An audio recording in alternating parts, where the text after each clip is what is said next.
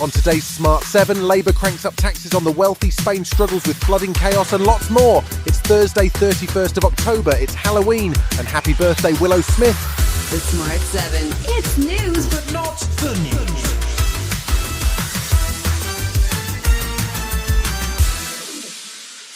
Wednesday saw Labour's first budget in 14 years, delivered by Chancellor Rachel Reeves. It is the first budget in our country's history to be delivered by a woman. I am deeply proud to be Britain's first ever female Chancellor of the Exchequer. The budget saw a whopping £40 billion worth of tax rises, with Reeves telling the BBC that this is not a budget we want to repeat. She targeted employers' capital gains tax, stamp duty and has promised VAT on private school fees. She also increased the duty on private jet hire, upped inheritance and capital gains tax and signalled the end of so-called non-dom tax perks. That extra revenue was ploughed into the NHS and to plug the £22 billion hole in the public finances. The Office of Budgetary Responsibility said the budget won't add much in terms of growth and could even bump up inflation in the short term. Temporary Tory leader Rishi Sunak wasn't happy either. They said they wouldn't fiddle the figures. They have.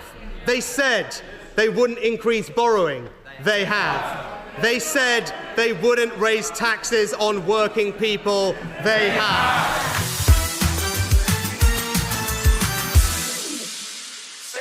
Alongside the budget, Wednesday marked the end of temporary Tory leader Rishi Sunak's time at the dispatch box. Either Robert Jenrick or Kemi Badenoch will be announced as the new Conservative leader after voting closes on Thursday. There were tributes paid to Rishi on Wednesday once the budget business was done, starting with Labour leader and Prime Minister Keir Starmer. I wanted to take this opportunity to thank the leader of the opposition for his service.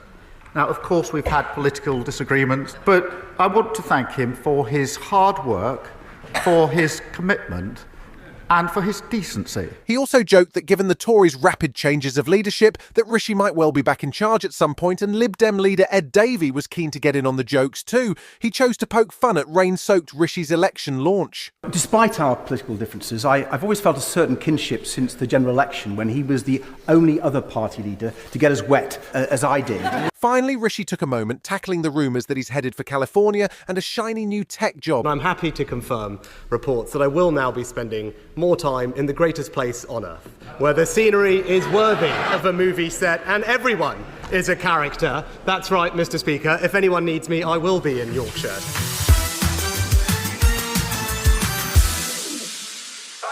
At least 95 people are dead and dozens more missing after southern Spain was hit by torrential rain that led to the deadliest floods in more than 30 years. Dramatic footage of cars piled on top of each other in the streets of Valencia went viral as the authorities warned the severe weather is not over and that more deaths might follow. 3 days of national mourning have been declared and rescue workers are still continuing to search for survivors.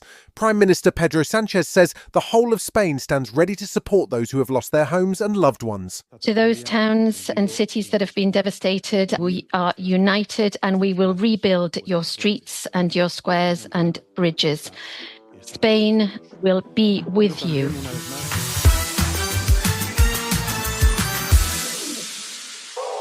Wednesday should have been a good day for Kamala Harris after a huge Washington rally at the site of Donald Trump's infamous January 6th speech, but instead she found herself wrestling with unwanted input from current President Joe Biden. A speaker at his rally called Puerto Rico a floating island of garbage. Well, let me tell you something. The only garbage I see floating out there is his supporters. He appeared to be calling Trump supporters garbage in an unasked-for response to the ongoing media storm over remarks about Puerto Rico from a comedian at Trump's rally. But the White House says it was aimed at the comedian, not all supporters. A hungry right-wing media eagerly seized on the stumble, hoping for a repeat of the reaction to Hillary Clinton's deplorable remark back in 2016. Harris was forced to put some distance between herself and her Oval Office buddy in an awkward moment this late in the campaign. I strongly disagree with any criticism of people based on who they vote for. Still to come on the Smart 7, Carabao Cup action and why Tom Hanks doesn't mind if you shout, "Run, Forrest, run!" right after this. Welcome back. Wednesday night saw a packed schedule of Carabao Cup last 16-round games with a few surprises. Brighton lost 3-2 to Liverpool, Aston Villa got knocked out by Crystal Palace and Newcastle beat Chelsea 2-0. Preston North End played host to Arsenal but lost 3-0, while Spurs went head-to-head with Man City. All eyes were on Manchester as United hosted Leicester under interim coach Ruud van Nistelrooy. It turns out Ruud might be left in charge for a bit longer as negotiations continue between Old Trafford and Ruben Amorim of Sporting Lisbon. Fortunately, things went well on the pitch, with United finishing 5-2 winners to the delight of Ruud. We scored some great goals. The first one was an absolute beauty from Casemiro, and happy that the crowd goes home with a nice night of football.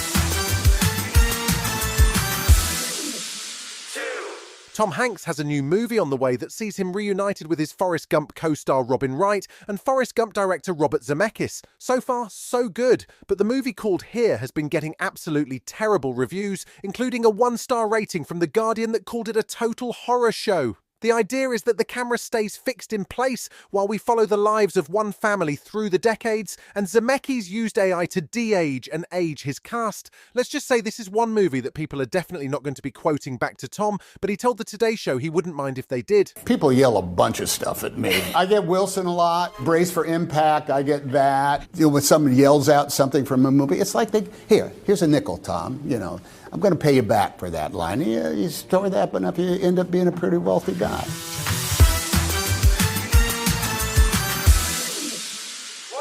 Much like Cliff Richard continuing to release Christmas singles, Marvel just doesn't know when to call it quits with the whole superhero movie thing. Buoyed up by the enormous box office success of Deadpool vs. Wolverine, Wednesday saw a brand new slate of Marvel movies and series that are due to be unleashed in 2025. We can expect live-action series, including the rebooted Daredevil, along with Wonder Man and Ironheart, and new animated shows which include Your Friendly Neighborhood Spider-Man, Eyes of Wakanda, and Marvel Zombies. That gives us 9 new offerings from Marvel in 2025, including 3 new movies, which is odd when Disney chief Bob Iger has already said he thinks Marvel are producing too much. But for Marvel fans, it's going to be a great year. Simon Williams, reading for Wonder Man. I was born to play this character. And we both have a lot riding on this. You better not mess this up. I know. I am ready. Let's give the people what they came for. Let's go. Let's go. You've been listening to The Smart 7. We'll be back tomorrow at 7 a.m. Hit that follow button and have a great day. Give us 7 minutes and we'll give you the world.